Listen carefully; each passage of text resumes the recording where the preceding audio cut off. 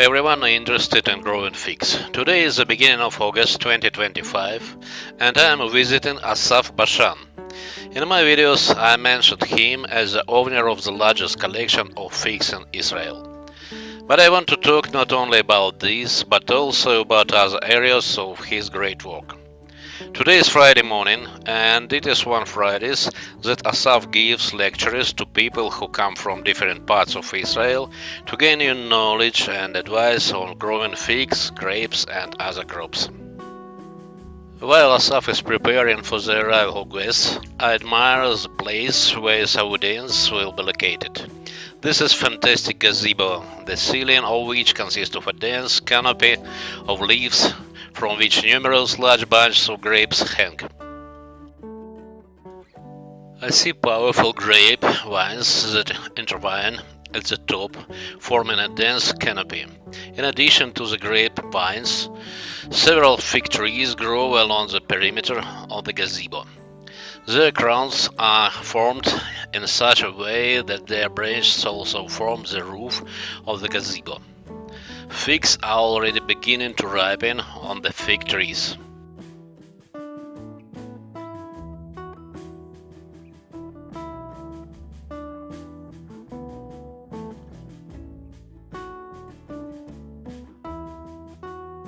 I look at the dense shelf of grape and fig leaves and remember the words from the Bible.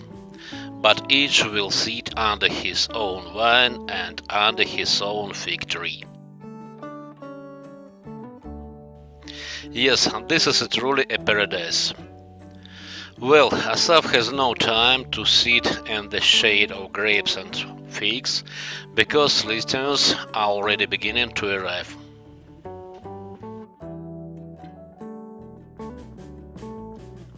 To make the lecture not only interesting but also enjoyable, Asaf managed to prepare a treat: grapes, black figs, white figs, and, of course, chips and cheese. Both adults and children love all this. While people are sitting down, I am looking with interest at the diagram of global Israeli project called Bostan. Here, in the form of a tree, are depicted the numerous directions of this project, which concern the search for and preservation of the historical, cultural, and botanical heritage of ancestors. Since ancient times, agriculture on one of these plants has been very effective. To ensure that this heritage does not disappear, a lot of work has been done in Israel involving scientists, agronomists, ethnographers, archaeologists, botanists, genetics, and other specialists. At the Boston project, Asaf Bashan has been leading the effort for many years to find, propagate, and plant Israel's ancient fruit trees. The lecture has begun. Asaf covers a wide range of topics. Here are the peculiarities of the Israel climate, the culture and traditions associated with fruits, the religious aspects of growing and eating fruits. Asaf is a wonderful lecturer, and both adults and children listen to him with great attention. I learned with great interest that the biblical saying, "the land where milk and honey flow," is possibly a metaphor associated with a ripe fig. It is from a plucked ripe fig that juice flows out on one side, white as a milk, and on the other side a drop of syrup, sweet as honey. In his lecture, Asaf paid much attention to the diversity of Israeli fig varieties, related to the diversity of Israel's climate zones, soil structure and traditional growing areas. Asaf also paid attention to the wonderful Israeli grapes.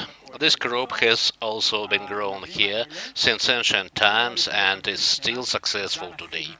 Israeli wines are well known throughout the world. So, the lecture is over. Now you can try the wonderful figs grown by Asaf, and after a short break, we go to the garden. The garden belonging to Asaf is located near the kibbutz and occupies a fairly large area. The fig trees are planted in orderly rows. They are in excellent condition.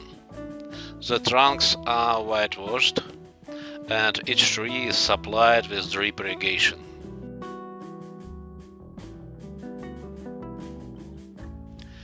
The youngest trees at the bottom are protected from rodents by special cases.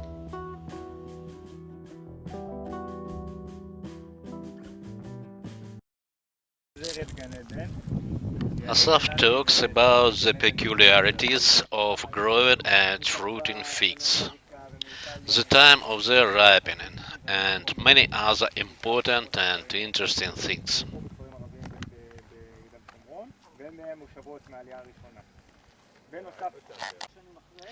It is interesting because you can immediately touch the trees, fruits, and taste the ripe figs.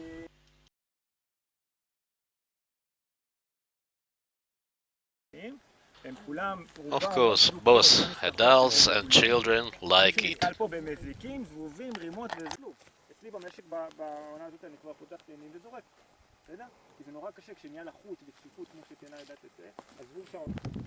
The garden is not only growing figs. Part of the area is used for planting grapes. Asaf suggests getting to know them better. They are still young vines, carefully tied to trellises. The grapes have already begun to bear fruit. There is a good opportunity to try them. Each bunch of grapes is covered with a special bag to protect it from birds and insects. This is labor intensive but absolutely necessary. There are grapes of different varieties and different purposes. There are dark bunches, there are bunches with pink berries, there are large bunches with amber gold color. All this looks great in the sun and has a wonderful taste.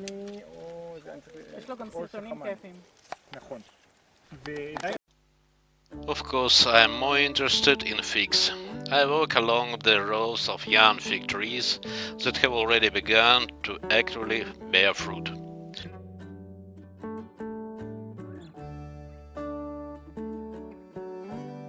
Asaf planted part of the figs garden with local or heritage varieties. Another part of the garden is reserved for new varieties introduced from abroad.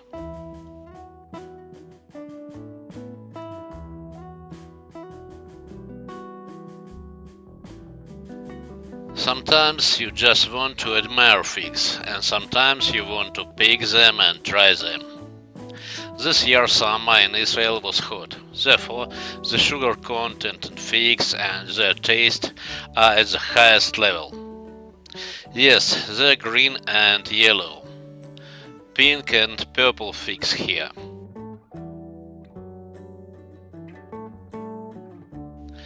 There are figs of different groups: Adriatic, San Pedro, and Smyrna.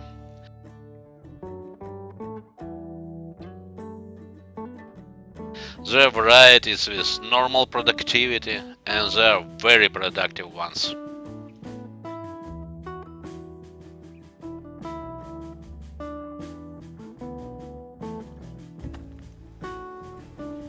There are figs with honey pulp, and there are figs with berry pulp.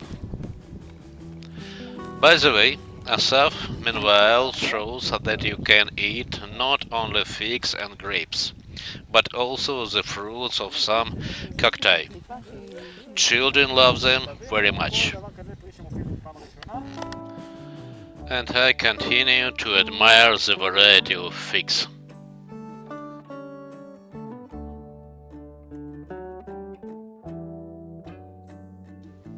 It is very important that after trying the fig variety you like, you can determine the name of this variety.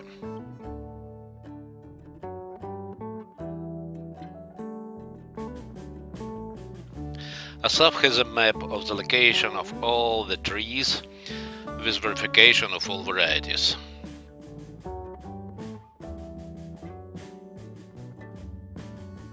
This is a big advantage compared to Daniel Yakir's garden. By the way, Asaf Bashan's collection includes about 200 fig varieties, both local and introduced.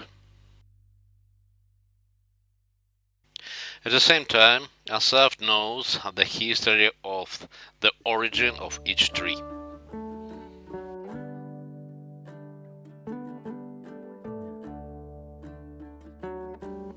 This is very good because some varieties look simply fantastic. And of course you want to get such a transplants for your collection. Our tour of the garden is gradually coming to an end. We will soon return back to Asaf's wonderful gazebo and find out where you can get such wonderful transplants. Here, next to the gazebo, you can see neat rows of small grape transplants and other plants. Each plant is labeled. A large greenhouse is visible nearby.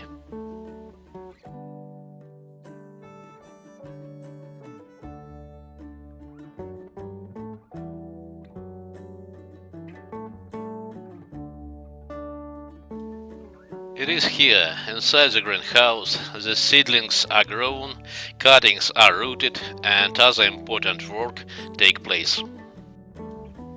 When the very small plants grow up, they are transplanted into more spacious containers with soil.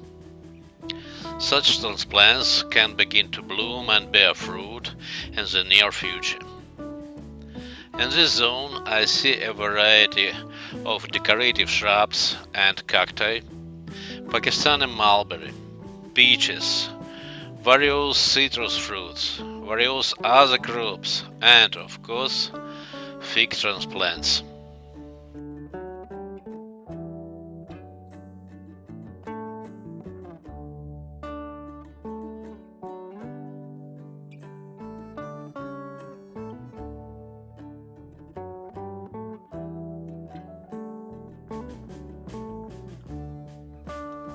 It is important that all plants are verified and signed.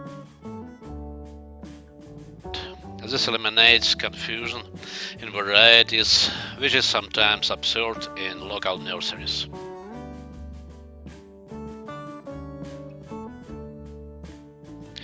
Of course, I could not resist and bought some plants to increase my collection.